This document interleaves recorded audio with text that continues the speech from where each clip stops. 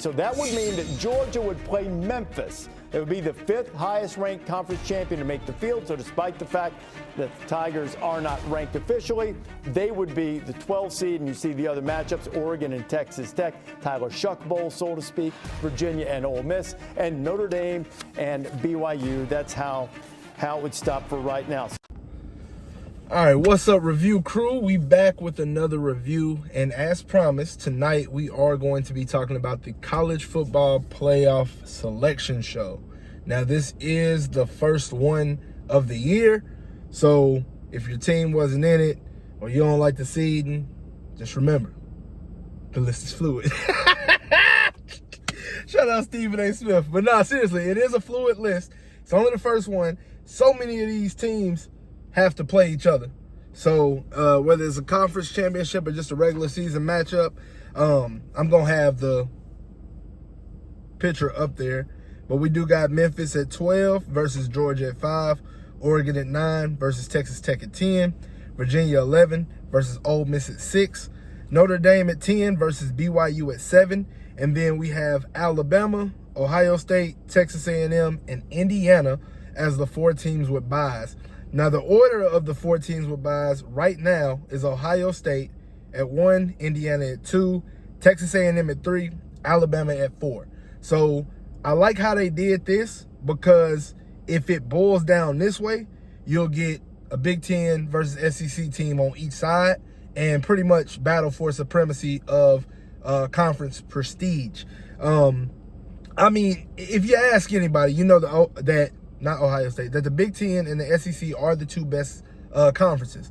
For a long time, with me, I am a little Big Ten biased because I'm an Ohio State fan. But if we're being honest, bro, like the top, let's say 4 teams from the Big Ten and the top 4 teams in the SEC, like I be feeling like it's a lot closer than people be giving them. Like you look at Michigan, fuck Michigan, the run that they had and how they did Alabama, it's really like everybody be talking about how dominant the SEC is. I mean, it's hard to judge it because they only play each other. But then when they played against us last year, when we played against Texas and Tennessee, we dominated both of them in the college football playoffs. So I'm like, I don't know. But this year is going to be a lot different, because I'm not going to lie. As an Ohio State fan, if we do make it to the end, I think Alabama is going to be right there as well. In the Final Four is what you would call it. And Alabama is a team that scares me, only because Kellen DeBoer, man, he be fighting. You know what I mean? He has Ty Simpson, who he's going to be in New York with Julian Sand, I believe, with Marcel Reed and Fernando. I think all 4 of these teams, bro, I think all 4 teams are going to have the 4 Heisman finalists in New York City. Just being honest, if it shapes out to be like this, I think it's going to be those 4 teams that make it to the end. Now, Texas A&M got to play Texas, Alabama got to play Georgia, and then they got the SEC championship too, so we'll see how it weighs in. I doubt that those teams will be that high, but no matter where you place them, I mean, depending on how the bracket turns out, man, they probably make it to the end regardless, man. I definitely think those are the 4 best teams in college where I watch. You know, when I look at it, Georgia is really fucking solid. They just always got to play from behind. If they can put a full game together, you could definitely see them in the championship. Texas, they looked rough to start, but Archman have been playing with a little bit more swagger. They don't have a run game though, which is crazy to me, because I think ain't it CJ Baxter and that other dude, like they was nice last year for the most part. So it's kind of confusing, but we got a long way to go, man. It's only the first one. It was very exciting to see the top 3 teams in Ohio State, Indiana, and Texas A&M, because they're the only 3 undefeated teams in Power 4 conferences. Well, BYU too, but it's BYU. I don't give a fuck what nobody got to say. They not running the table. In fact, I think they'll lose to Notre Dame in the first round if they play them 10-7. Notre Dame is too fucking good. Let's stop kidding ourselves. Coached by Marcus Freeman, and Ohio State Buckeye as well. So definitely siding with him until they play us. Then I'm rooting for us to beat them like we did last year for the national championship. But, I mean, looking at the field, though, the ball is in Ohio State's court. They give us the number 1 seed, and based on how everything will play out, we would end up playing Oregon, because I think they would beat Texas Tech. Even if they didn't beat Texas Tech don't stand a chance against us.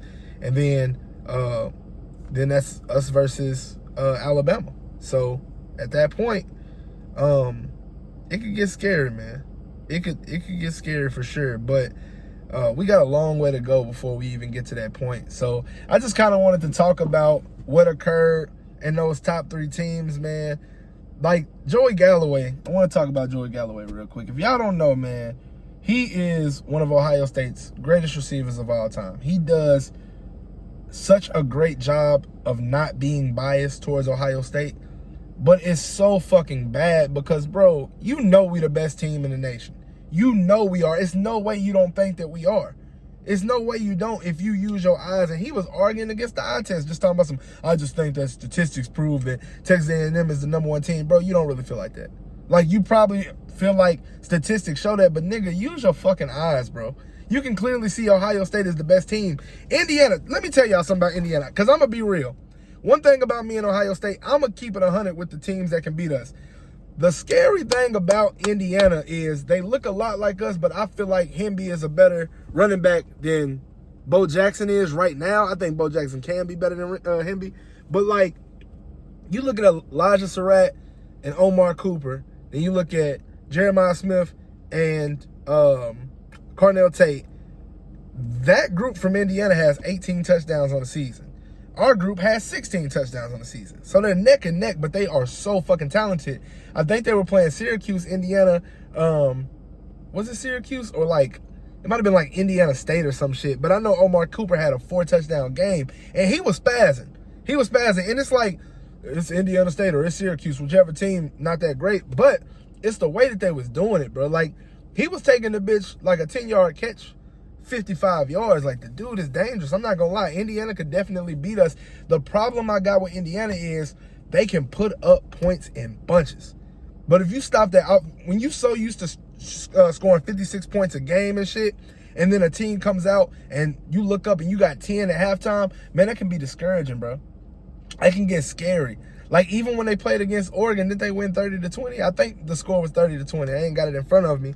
But it's like 30 points is solid. You're not getting 30 points on Ohio State. I don't give a fuck who you got on the team. Not this year. That defense, the Silver Bullets, are flying. Matt Patricia has literally, he submitted himself as like coordinator of the year, if like defensively. Now, offensive coordinator, I don't know where that would go because Indiana, man, whoever their offensive coordinator is, that boy be scheming. They putting up like, I done seen them put up 70, 63, 56. I think they put up 56 twice, and I seen a 40-point game. It's like, they dangerous, bro. They dangerous. Texas A&M, man. Marcel Reed, probably the most electric quarterback in college. Him and Damon Williams from Washington. They very electric. They look nice, man. But this bracket can take us a lot of different places. It's only the first week. So every week I'm going to do the same thing. I literally, like, wrote the stuff down and did my own bracket. I'm going to do this every week, and we'll just break it down because so many of these teams have to play each other. It's going to sort itself out once the conference championships are over, like, and we have selection Sunday. We'll know, like, we'll pretty much know who's going to do something. But I think it's going to be this. I think it's going to be this Final Four, man. Ohio State, Indiana, Texas A&M, and Alabama. I really think it will be. Only thing is, if Alabama wins the SEC, they would end up playing Indiana instead of us. Or it could be that if we beat Indiana in the Big Ten championship, they could drop to 4. I think they'll still be in the top 4. They would drop to 4, and then we end up just having a rematch in the semifinal. So it can go any way, man. This is going to be fun, though. It's going to be fun. It's been a great college season. As an Ohio State fan, I can't ask for much more. We look great. We firing on all cylinders. Julian Sand has finally got a good handle on his offense, and it's been looking like a Heisman front runner, if you ask me. And y'all know I'm saying that every Saturday. So y'all tell me what y'all think in the comment section, man. Do y'all agree with the committee? Do y'all agree with me? And then next week, we'll talk about it some more. Leave some comments, drop some likes, and of course, repost this video so I can get some views on that. And please press that follow button, man, because y'all be liking the content. I know y'all do. Just go ahead, hit that follow button, and yeah, let's make some magic happen, man. But until next time, like always, we're going to leave this one in the rear view.